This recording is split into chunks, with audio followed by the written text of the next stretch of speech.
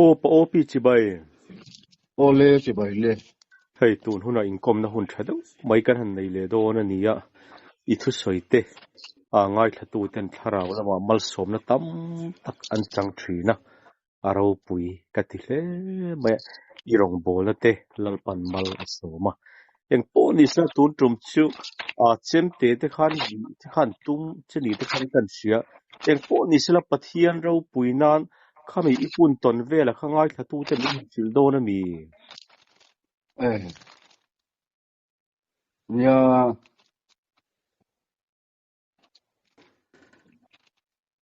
akum za kha có thể siêng tao vợ gặp được quá sớm quá về nên cái siêng mò thà ra vợกันpiang suak kha các bạn này á lấy làm mà xuân mi tang học sắc bên trên là những ông thợ bộ cái này nó trên ông mang cái thiên thủ hi cái thiên luôn là khắp liềm mà cái thiên thủ lâu soi đầu cái hay lâu này cái những số mà bộ mi thế à bộ pin lá lì số là này lâu tên lá lì số hiện này về sẽ là cái vấn đề em ô cái tia mi thế hi cái này là cái hủ hiang lá lì số Krista là này lâu ngày thật chất tháp băng chuông lâu không phải là cái em chỉ cần hủ phê cái chuông cái trả hi số cái trong trai á lá lì số chân chín cái phác tao hẳn chỉ cái trả em mày á chút tiền chuôngประเทศถูกข้างก็ขัดเหลี่ยมอะเวียงคังสัมภาระเวียงคังเพรสบิเทเรนเก่าสันเบียกินแกลเลอรี่อะอรันคอมมิตี้ข้างพอดีเซที่ยังฮีเนียอารมณ์มั้ยแกลเลอรี่เฮียนอีดูส่วนที่เสดอเนียมินเตียสันขัดสู้đang ao không vina mai tel man thi nang hian pathian du ka soya tui khop mai a ka soi lai khan mi pakhat hian beng seng soi ta su ani nom ni frem aron tia ton ka soi je la makina chuan Kabul hai ana lo soba bian haron luta Israel chuan kapit lumang che Israel maron tia ka sang chong lo chuan una pa ka khoi thak hati ngaron chong ti tu se khat ges mani huana lali suap nangai saka peterang lalpa ichina chun thilek lawang pumpel ti se lalpan ka ban du matia lali suwa thawang hau a peterang lali suwa tra mangai taka lali suwa na thina tor pumpel thina tur konga petera chong suwa ang chi khan apa ko kha tharau sualin aron mang thiam ko pa po ni sela ye pariru hian lalpa be te lu hi kem te bi ruma changa ma tarna ka tali phal te chuan ka balom don em kanuna pa halo kal sela du le munon bil me ro se nang ma wanga chi de chu chak omalom ma ta su ka phu lo ma se ka ma tar huna thenga I chuan ka balom don em ka tia ka soi zela to fanga aron khawlea kem te aron kengta chuan aron lon soba ka dinna kham meron bi kha tum tak tak ta ni chu maro chu rin lo de main van ti ko en se sur mai a thom no kha sal khen te a kong khen te po kha da te mi en se sur mai hian ka in kara khan trek ron tlang mai hian aron dinga trian pa chu pai ang mai hian bangkila khan leng phei lop mai ribur mai a khur roi a chem te khat la baba boy som le ha la una pa tin nge ma tia ka tia a tong po tong lo ka trong lo khur rồi mấy rào nó tụi quá thì chuan có thôi hong chơi được mà tia có tia ai ngay là về tia thì chuan cái sự chân ta mò Pathian in a hle mai che a nia Pathian không ai na cái này mình kính lâu bèr Pathian tu soi apo lak lâu bèr le kính lâu bèr lalpan thuin mình xuống khát miao xía Peter thế na Pentecost sarau thiêng ni manan chana cái này dòng ngàn thiên hù hi xía soi là bên cái nông thể là bên tiền khan ram tina ka kalna pia la li suwa chan chin ha ka soya a kan ka khat liam tak meu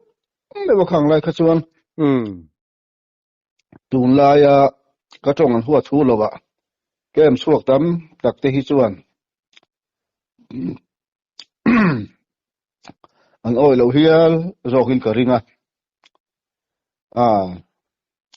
pathian thu khan khain ka khan liam rồi ya soi lo thei lo khan tharau thiam hi min suaya yang kholai ta ka awa Pathian ven him na ka chang tak meu me ba una pa po kha ka tong trai sak thi na rei tak chu maro chu Pathian hianin aduang tang hian ami te hilo kai ruai thin sia ama khom mai Pathian na tho dan hi pen yang tan phei chan soi pha o hin ka felowa Ikhani nang ma Pathian in puan na vela ka iron soi chun rom hal mai do na mi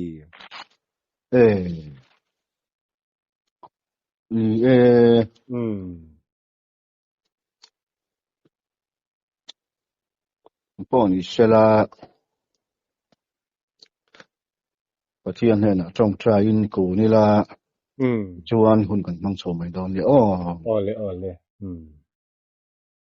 mai na thiang lim la soi sel bo min ko tu reung pian ma pha pa min lo than to na chu hun bi kem khosak huna hun taka kalvari changa kan ni sual cross min thi puya eden sual hiam zong ru tur fan suwa kan suwa sen duk sen la zong beram lo thi sen thiang him sil fai kan ni nuwa thole nun thiang him thon to pa min lan tu kan Pathian hing fukinom ro se amen lalpa le hen ni khol jin mai kan ni ya voila hian chutin thong tak kan begin kha thei ringa thora phak tak le zol ko thu te kha thei ring kan ni lain sung la ka chuan min hum hima dam do in hong hiao huwa sung alu la ba min siam na zong te kal fel big wang ne lovin I khona luang liam I le lan zat kan zo le na hi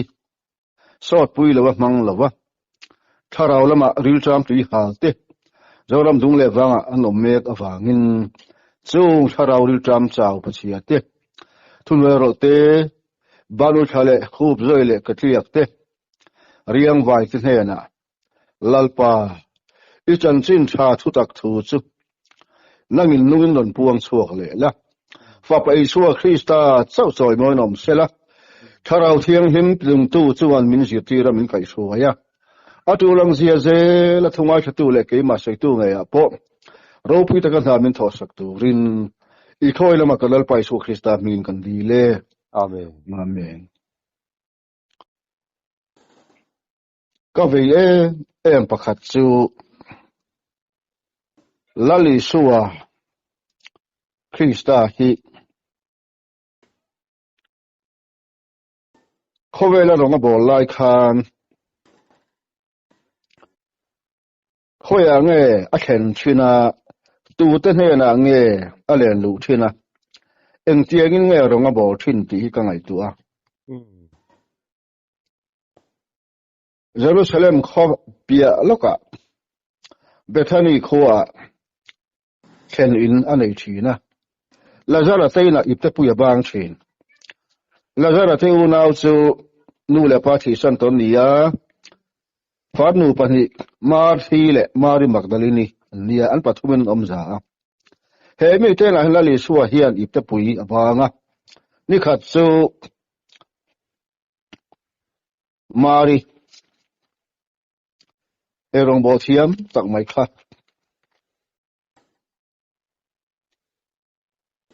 lali suwa le ajir ti te eile intur siam khana boy maya au namnu alezon nu ro chu lali suwa ke bula lali suwa chu soi ngai thain mai ni lali suwa in tharau lam phu cha asoi kha tuye emina ngai kha maro chu nakina chuan ma thi khan alezon nu kha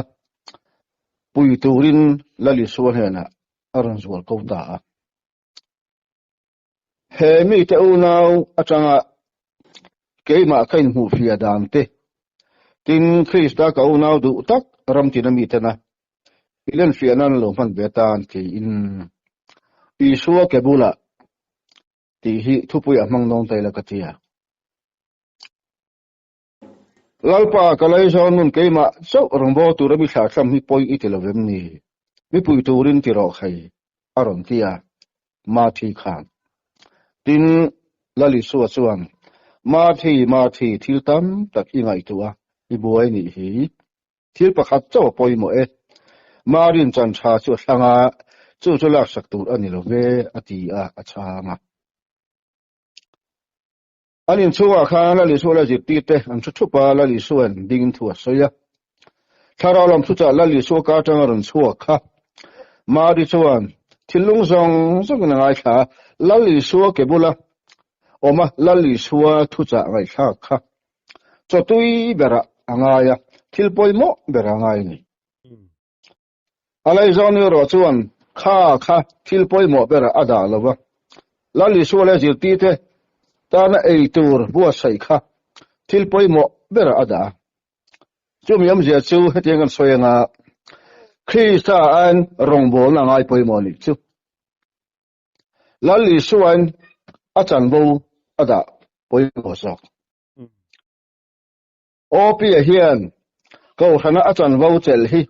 lali suwan ngai poi mo thin lalong poi hian ko hana ani na le achan bo le rongbol na hi rongbol ti tu Krista an arongbol sa Krista an arongbol na hi opi hian lalong poi ngai poi mo thin chu lali suwa lom zong ani haulo lali suwa dem to na mai ani kan fia thiam karing ko thana karin mangang karin kho man kan chong chwa yang kan peng kan tha ang a thavek o kem kan kalang maro chu eng rong bo na po thokila pastor kan niemo ko thanu pa kan niemo evangelist kan niemo speaker kan niemo missionary po ni ila kan rong bo na aya lali suwa kan da poi mo lo chuan lali suwa hian min dem don tho lo ni lali suwa chuan marin chan cha chang marin chan cha thanga chu la sak tur ani lo ve ti a enge chan cha kan ti chuan Krista ke bula oma lali suwa ke bula oma lali suwa ka thana tharau lam thu cha ron chuak mai thak hi lali suwa ngai poi mo berali chu lalpa fakin ro se amen voina hian tungla hian an en wang la kan lam dung le wanga hian ma thi ang hi kanom thei chat rong chu kan bol ve hle anga kan la manga kan tong trai nga rong bol la chan bo sang kan chelang kan thokang atha ma se lali suwa Krista ain kan rong bol na kan lo pathian theya lali suwa ain kan chan vo kan lo pathian dai thei hei hi thil poi mo taksi mai thel ol tak zuan ka hlen ol taksi ni hlet man deuh khan kan long bol pui pakhat chu an lo pa in missionary a kal ve a an long bol na khan an lom chat lawani vuile vanan ne ya an phun maya thil ka hil chu kunaw te o lali suwa nung ri tur hian kan lal parung bo tur hian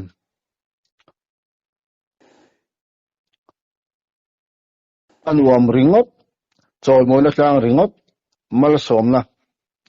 mi tana min fakamin chi bai vut na lam ringot hi lali suwaina min ko na mun ani lo pun kho hara po tua na huna po ner chep na huna po lali suhen min ko tuwa kan chian lo hi chuan Krista kan chian lo hi chuan vuile vai ol thina beidon maya kanong bo na bansan le maya khowela ma ki le mai ol thi min ko tu kan lal pai so Krista ngei khan tlom ra roi na hangin an chedong cross a nang le ke i mi lo chan dama adu lo na lama pa pathianin khowel sual an chedong cross a klei kak turin thu lo ti to a chu lali su khan angai poimo dara atir tu apa in khowel chan dam na thok turin lali su chu tu na konga tlom na konga hu chin na konga til na konga tu na hlil kal kong so in hlil khuman khum tira puan sen du nen chilang sa ko don tha ka tu ra tin re nga tu ra cross a pe ka chuan thi sen chuak chuamin thi sen hun sari chuakin kalal pai suwa khan inta le khatana lo tu to sin abana pharasin chuta chi chuan ming zong ka ming chung nung ber la li chu na lo chuwa ka ming chung nung ber la li chu na lo chuwa na chi chu khoya nge choi bo na mu na mi ni lo chang pe pa le sang pa ni ma me pui tam tak kha ja ta hai po na mu na ni lo wa thil mak a thi na mu na ni lo khowel dam na chom ra rai nuwa khan ming zong ming chung nung ber lal pan afa pa chu pe ta ang khan nang ni po khri po mi te dam na tur kan chom ra zel na mi te na lali son mo chan chin tha lo war po the na tura kan ral zel na van lamin full mark mi lo pechin valam khian ming chung nung mi lo pechin chu in kong zo tur ka zo tur ni unaw te u Krista banga ama kan rin mai ni lovin ama bang kan tur po phalani chu pathian thu ni wangin in rong bon ai khan nang mani ti jok ti tu seu pathian en ula Krista hi da chung nung ro lali suen da chung nun chuan kheo ma po nu ma po in amen zelang katia an min thap vela hian ma thile mari hi in veng ko thana le kan ko thana hian ron loi lut ve ta selang ma thi rong bol dan le mari rong bol dan tur su kan mi thla thiam karing anei le in tur siam kha thil suala ni hau lo thil poimo takani thil chu takani ma seng thil chu taka po tul em tul ber om chu nge ka ti chuan Krista da poimo masak ber chu rong bol lali suwa ma chuan chu rong bol lali suwa da masabera lali suan kan ma hoi sela priority ya lali suwa kan da zel na hian cho bole kan don pon ke ni ne lewin lali suwa wang tuana kan lu chila po lali suwa wang kha ani to wangin ma thi chuan lali suwa kebula om ain alele in tur boy pui kha til poimo ber ada ma chelal pan kha tu la telo poimo ba sa so chu lali suwa kebula oma lali su tu soi ngai kha mari chuan mari magdalene hian poimo ber anei wangin lalpa lo ma chu ma thi khan a khe thiam lawa chu ban ma thi akhaka adema mari iuna nu hian ati tu dik takati ifelo ni kha chu gan iu na nu heron ti boy su erong khalo bol me ro ati lela ma chuan thanem ngai le thanem ngai hi ain sut thai rong bol na kong apo chamchin to sil na kong apo thanem ngai na le thanem ngai na hi kan sutir fo chu chu a pu lo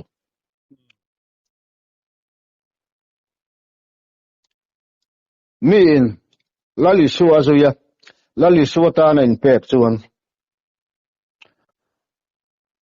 lalpa heng tharau bo nang ma la nei lo te heng thim hnuai thu te hian email an mu thaina turin ka tuara ngai chung ka tuar ze lang ti in tra na huna po hun khora po amen ti in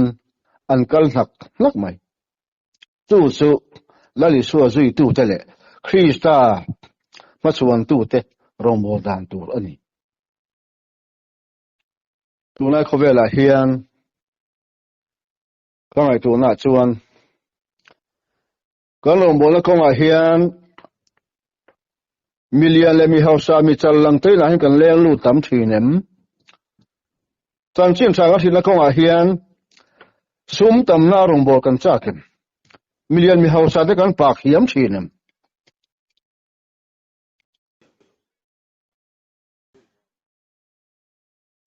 lali suwa khan Palestina dung le wanga fan lai khan mi sum sia te akil ko ya biagin thengai lo te no chi zo te sia khan tu te a thut chila pathianam chan chin tha thil thina chung chu fel le thai ti sim chuan tu nei lo dana thiam chan tum sinai ka thiam chan tum ho juda sa khomi fel le tha ho khan an the thiam thei lova en te u mi suwa te hena alu tak so in the train an ko an juda sa khodan milin lali suwa khan roron bola pathian thuron soi an bei seya sabat ni ten damlo pian tirata pathing damlo ati dama an hoi man lom pui thailo tunga ti dam che enga tinga I thom hoi lang mai sabat ni kha an ti khat pian tirata midel zo la bukwa ka kal muwa kha pathing te po kha lom pui ta ka ruangin ama ti dam tu chol nilal dik tak Krista khan kha pian tirata juda pa ti dam khang chol ni kher lo ni sia an buaya an kher an ve ni helai takhi men dana banga thiam tan atum chuan khoi na hian ala om lo silai tlang chuan edela kan bo chiat na lo lang sual ziarom ta langa role suti thu som pek hi zolo hong kol ania pathiarin kan zom thelo tur zia sa in zom ro zom han tum te u tin dan som min pe a zolo hong kol ani uire suati saka kawire main karilun ka uire da ita ngai cha ka mela piang uire ti ka ta fel de to tua thar suatia alanga chagin mi ve hlumin va solo maila tu pa u na ho chu tua that atilesia ka ta fai vet pathian thu suati mi zela ka mi zelam hian min dau ve ka kan che theilo ni hi so ba jun tho sak tu kan ngai esawa khan apa isaka phut tak chu sakisani sakisa malala tuite kenul siamla kathi hunang hai to se kathi ni ka si lawa mal ka lo so mong che tia isakan apa phut tak sakisa kha thalmu la kenga thal neng ram hoya aba ve aka ngei mai ma se aram wa hlalin anu rebeki tho sakna le rebeki ram thiat la in kopte kel huang wakala kel pani ron lala tuite kin ka lo siamanga sakisa angin ipa ne le basoinga ipa wa peyang che ti chuan iumal som dong tur chu I dong no ngalom ti chuan kel huanga kel pani an vasiam an la an tala khale ka pa tia apan lo nai te atia io chuan zakopai ni sia lo nai te mo ka kalu dek te reng chete esa vasil felan bel na ba de khalan da pa o nang chu pasal charamri minam tat mai esa bari minam boxia ma se io chuan zakopai ni boxia lo nai te atia an fo pa ir chuk tu in to ai to thin helai bo ruak te hi a hlau thonom om mangi o kati esa vasil felan bel na la ya chia apa khan alo te ka ti chuan akel sasiam kha saki sai na pa chuan tui takina eya mala som ta mala som zo chia esawa apa phut tak saki sa keng na lo honga asiama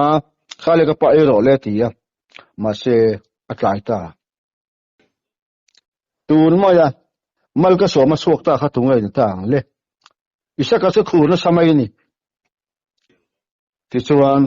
apa phut tak saki sa run hon tu khan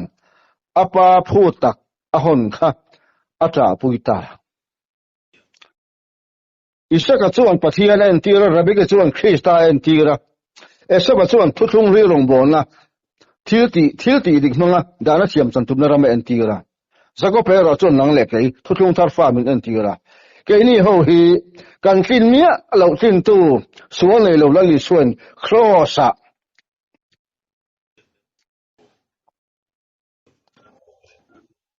kan hring hui len lam eden bo chena zong suan len min thi tei klak sak ufika chula li suwa thi na thi to de suan sumi hring hui chapin hui le men oma rombur ka pola ron soile a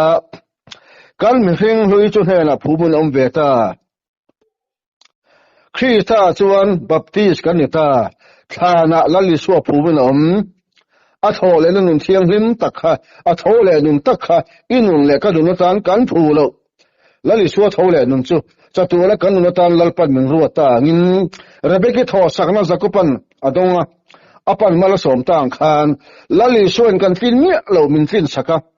kan ti thai mi lo lali suan khosa min thi chila chu kan mi fing hui min bitum na khos chu pathiana thiam kan chamna pathiana mi fel kan lina ni Korin thong kan bung buka chang som thum hi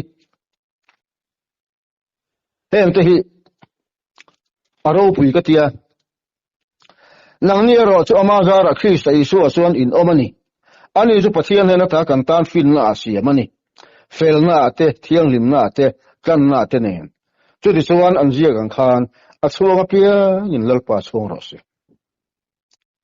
Krista chu kan tan fel na Fel thei lo kha Krista chu kan fel na thiang lim thei to lo an chedong to kha Krista mi thiang lim kan ni le a kan ngai san chuangai khul chuangai te kha thole Krista khul chuan kan lo ni ta chu tak me chu Krista Isu zara na le ke chan bo ro pui takani chuan lali suwa cross thu hi cross thu du tok lo ba cross wa du to nga lo ba tu thung dang thiam chan tum ta tan chuan na ani zel piang thar mek piang thar tu chandam mek chandam tu ta tan ro chuan na le ke tan ro chuan pathian thil ti theina khoina zara kan chan lar pa fikinom ro se hei hi chachuran dang lam to lo tu rani chuan pathian thu fing thoro chu kan sei zok thina ni thu fing in thup kan ro pui na tur pathian in khovel om ma ru lok to su chu he khovel ro re tu te reng hen ang hello khria sela chuan ro pui dalal pa chun kheng bel lowang mi ta bu ngai lo benga hiel ngai lo mi hring ri ro lu ngai lo pathian in hmangai tu te tan abu sa ya piang chu ti jeng zok khan ke ni ro chu pathian in thara in thia tir to Thara chuan an ke ma si suak si thin ani pathian thuril poti ya me hring thu de chu me hring ril ru chunga om bek lo chuan me hring jing atunge riang chu tiang che chuan pathian thu chu pathian thara ve ka tang lo chuan tu manam fello chú là chú nó chọn nó bắt thiên đến thiên mình bèn thật chú cần phía thế nó tụ rin cái này giống như không biết chả rau này lâu chả rau bắt thiên này là mi chú cần rô cái này việc riêng phương nó diệt tiệt thua sấy lâu in chả rau diệt tiệt thua sấy rô kinh chả rau làm thua chú chả rau làm mi thế này na thiên phiền chú thiên mình bèn thua đó chú cần sấy thiên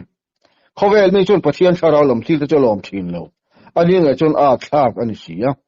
chả rau là hiệt phiền như vậy cái thế lâu rồi rèn bốc cái này chú chú kan din hun ania wangin lalpa rong kan bola ko hian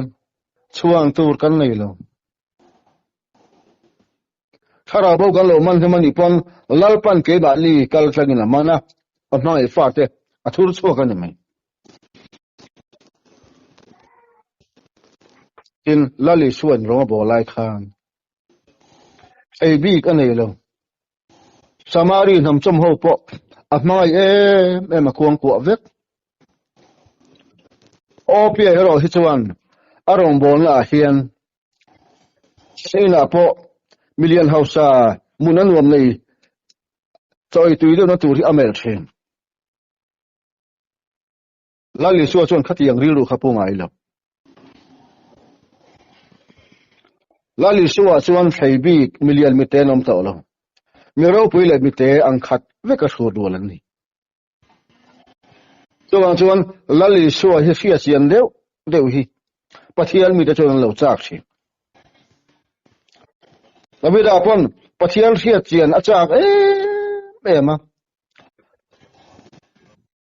nang ma ka fia chian tak khuna chuan kalungo tak zeta ti thin sama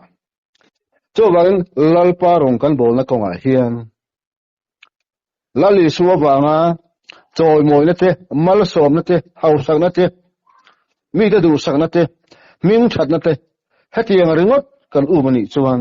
lali suwa kan hatiang lawani mana khopa kata nula tangwal ingai zong oma abial pa su sipaya changa sipaya chon lo ho khan chu nula lak deu mai chu rim tu kan lo tam khop maya mara chu abial pa son kabial no hian kai ai hian kani na hi adu zok in ka khat kabial no nei tla po ani ka ring lobe tu na suna rilu dik tak ka heta kai ne lobin kani na le kasum ka thatin sum la ro hi pasala du zok in ka khat ke khopanga ti a ale nei hun tu kha pala itirin ruat felta ni kha chu biagina ai nei ni a chuan tera pasora thuwanga mi puan thup to a un sarani to ma sen mo nei tu le asian an thu to a mo tur ber kha lo lang lo mo le asian u mel lo alang mia lo kha mi pui chuan en kiziang en tian phun mur mai pastor po cho hoi maya nakina chuan mai shano pangte hian parsal hi aron pomlu ta chairman do kana khan aron da ngoi rin chuak le pastor choron dinga kha parsal chunga le khain ziak kha ala an chiara he thui lo ziak voila hian kanu pui tur hian kai ni lovin kani na amang ai zok awangin ka sipai uniform hi lo kut sui ro se ti lo ziak chu pastor chonan chiar so ka rin ai mi puan phun tamur mur mai he thon thu hian ngai to ti thui thin khop in ka sia ring tu masa te til ko pola te ho chuan lali suwa wanga tuar lali suwa wanga busit endong khatiang khan poisa mi lawa krista wangin an re theya lali suwa wangin annom sa na tur zong an hlipa khowe ro puini la mo na zong kal sanin an lom sa na tur an ro pui na tur mi ten an fak na tur zong zong khi ta ro pui ta kan om tur zong zong ta an ron ta tha lali so wangin khu ta nom ta Krista wangin an ro pui na kha an chan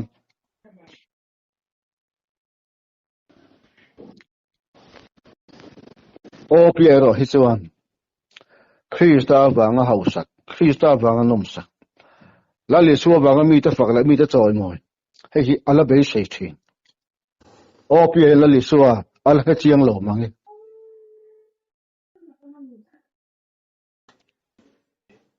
unaw te lali so kan zui na ko nga hian lali so kan en ton tur ber hi eng ang ril ru pui nga rong ro bo thin kalal pai so kan en ton tur ber chuan bia in thleng phar lo te a thut chila kom thina lamni le da ya te ngol ve chi sang sang te mai na la kuang kwa kal bari chan china thil thin million mi te thai dang lo en kau thang pol mi poni sela mi ra thai mi hausa poni sela thai dang nia lovin khang mi te kha a chan chin na thil thina lali suwa chuan ama khan hu theina turin tharau mi war le theina turin a chan chin kha du tho takin nge ngo takin mai la kuang kwa a thil thin chu lali suwa rong mo dan ani em chi le em nam poni se lali suwa chuan ang khat vekina kuang ko o pia her hi chuan ala theilo azu ka zak thin chuwangin tilgo pole chuan keini jong Krista wangin mi a kan ni a nangni ro chu Krista wangin mi fing in ni Krista wangin choi mo in hloi engma nei lo khan em kim an nei sia re thei takin hausa taksin lali suwa nuan zuya chaklo na ta chak taka siamin an oma mihlaten hu na ya nun nei lo ten lali son hu na turin tam na pedan tong trai chin mi chaklo ten ve ema chu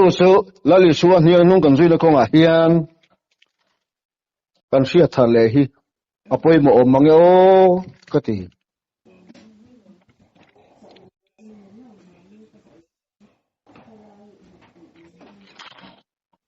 kan tu lai khowela hian khowel ma so na le changkan na in arunin min run to computer khowela technology a sang to nakina phei chuan Krista chan chin tha aya motivational speech nundan tha hriang na lam ezon na thiang him ezon na tha ka tiang zong kha kan uar deuh dewanga thro thu ko thana po kan hil kem tiala khem hun le me dil lom rap thak ziate vanam nom dan tur ziate an sui kha tela hetiang mang hian setana chuan rombol tam takka min hup sak meka hur herna mangin sualin kangrama chiaron thea tangka sum ngai na mangin mitam tak doi a meka thua ka sumlu sumol ve sum pathian ku tling lo poni se alam sanan turani chuan poisak nei mia lawa sum la lun lam to po kan pung zelanga tham na po sam hoi em tu kan pathian hian ku tling lo atanga sum ang chi reng hi ko thana po ama ta na chun lu le chelek adu lo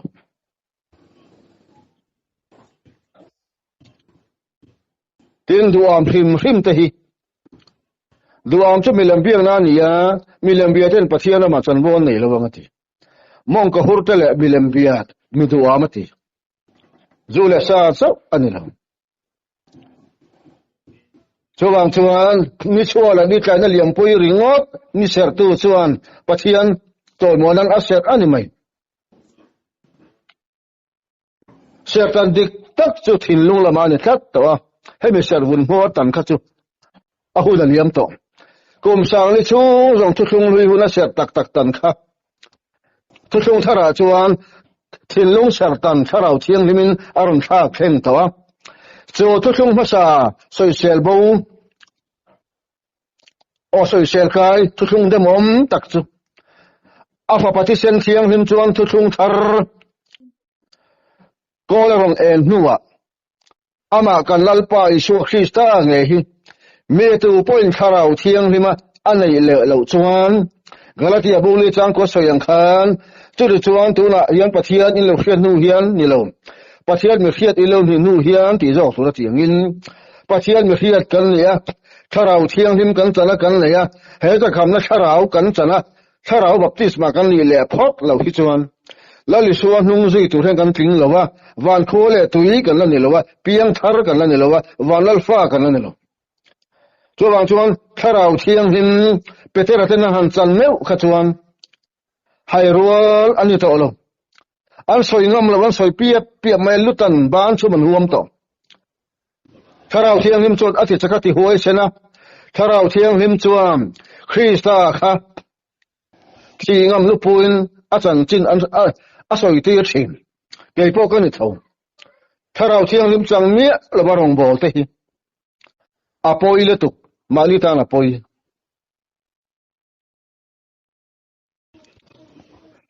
chuan ke ni mi chak te hian mani lob na zong lovin ke mani lob na ringot ngai to lovin mi chak lo zok te chan tuar puya sara mo de ta la kan tong trai na sat hian ke ni an lalpa lom chin nu le pa te po in fa te ngol ven omem in fa ten zu le sa drugs ngol vem hur ngol vem len chem no pangte an ni la ya in an kol thata sin thin lung chela rian an le ma tak tak khan lali suwa chan chin in fil tam hi apoi mo le mai tu lai kho vela chuan nu le pa te na an te lai an kol than lo ara kan seng tam ta lu tu ka rambo ruang ngai kha khian chan chin tha he wang to lu tu chu bai nu nau te u lali suwa chuan tangka sum ngai na lo turin min fuya sum la min in tang chin de siam ro sum am bo ra nu cha tu na om na chan om ti the nan cheu min ti ya chan chin tha lu ka sia ka te hebra bum som pathuma khan en til nge soi en re ro put zia chu tangka ngai na tel lo ni ro se ati tangka ngai na ati chuan poisa du huam poisa kan huna tur ni chuan poisa po nei lo mani taksa ngai po hal du mai so thiang rim lo taka sum hu hi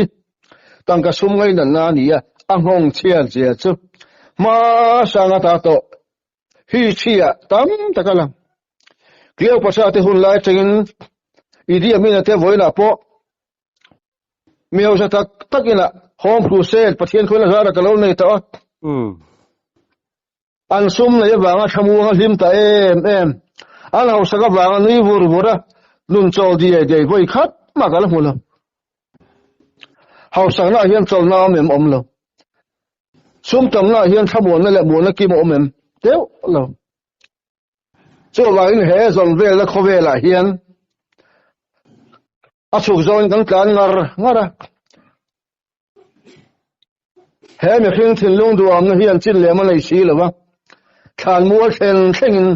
he me khing thin lung chin chaw nei lo hiam tang ka suma la chang na nula tlang wa na zu le sa music in film na in seina le khazir na thiam san na achak amudon chong lo chu ba chun he khing nun ruwa he me khing nun khawar le tu kharau thiang hi mena alu ma lo hi chuan he me khing an chedong fa hian azon turdik tak amulawanga alai turdik tak Krista hi nei lawin thana liamai chu ba chun unau teu tun dam chung chawa Krista chu ka be selang hat tu kan li chuan than mual pi lama kan chan tur chu me di lan mai til ko pola the khan lali suwa bang chuan cha dan poisa lo an chak zo matinge mo si te po kha rin lain ram lo lang tu ran thira chen la mitin ram ti gin rual lo kha an muan thir thin chu ram mo ne chuan an lung ale na vuak thu kan on pon kal sen om lo ti ru dan on pon an tu tang tang a Krista bang tu wa na zong zong khan tan chen thil lom om thil ro pu yani anga tinge lakina he khovel hilal pan le khabu ga zial huna he khovel thil om zong zong hi abora nuwa om zong zong an ral nuwa om tan tur chau chatuan ro pu le chatuan eng chu al mitin an hun tharawin an ngaya ram lo lang tur pa davidaram chu pathian ram ataka an chen tu ram ti hin rual kum khom reng tur chuan an lunga le na an khal kala tuana le vuak thu ka po than chuan du lo maram panin an kal ze la ram tiam ten la sakei bangai kha den ti chak saka rin lain ramal la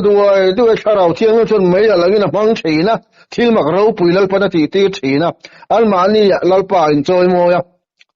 rin lo mi ten hela khi sai suwa soi boi lo ma pathiang ram chu thim jinga chideng om thi chu chan chu du to lo hebra pasal tha te ram lo tu chu cái li ho po hi kan chan bo be tu rani til ko pola chuan Philippines ta ni na sila ne nan ta tu kham chi mai don to ti a sa be ka rin la fa ti mo the ne le kha thona to la chon in ti si na sa ga be zo to a ka tlang sin ko chu ka len to fenal khum chu ka tan le lom to chu lal para du hun da ka min chan ti ram to la chuan Lalin ka omek katak sa hi Krista bangin ti thin om to don in ti se na sa ka lo be to sin sa ka len suak to ka fa lang po he om tuala chan sin thalam rong bon na ka len ro he om tual turin ti mo the kha fui la le nom sak a fu fui lo cho bang chuan u nau te u ram thale zual lakina lo lang tur hi he ram hun Rei tu masa sena alo kur pui thin kha e ke chu ka ngai thi na sin ram ti ngin rual lo kum khwa om reng tur su an chu soi te chuan an zong thin zong na chu rin len an thita thil tiam tu sang lovin ni ma sena chu hlat tak atanga mun chi bai lo buk to le a hian mi khol zin mai an ni ti an sia ti thin chu tiang chu soi te chuan an ma ni ram tu ran zong ti an ti lang sia ma selan chona ram tu lung kham sela chuan hol na ram chang an mue to tur ani ni ma sela tu na jong ram thale zual chak an ni wangin chu ram thale zual cha na chuam har san na po tu na po mu sin na po amen tin wang hlamo an sa chan chon du to lo o nau te kan rin na lo man ro pui tak pathian ko ta om chu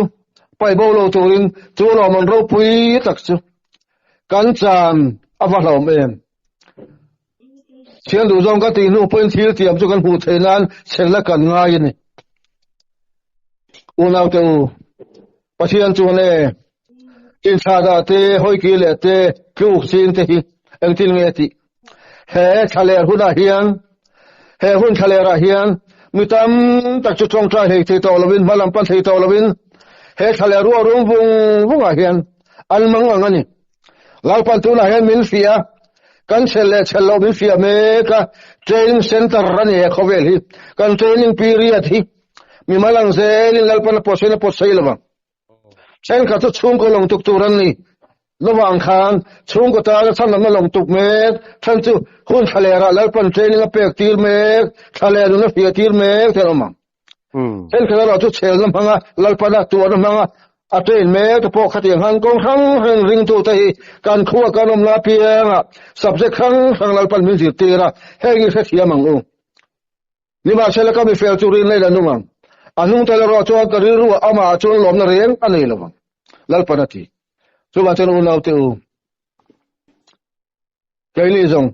bora tura nung tol polami kan ni lawa nunna hum him tura rina nei polami kan ni theize la turin lali suwa khita hi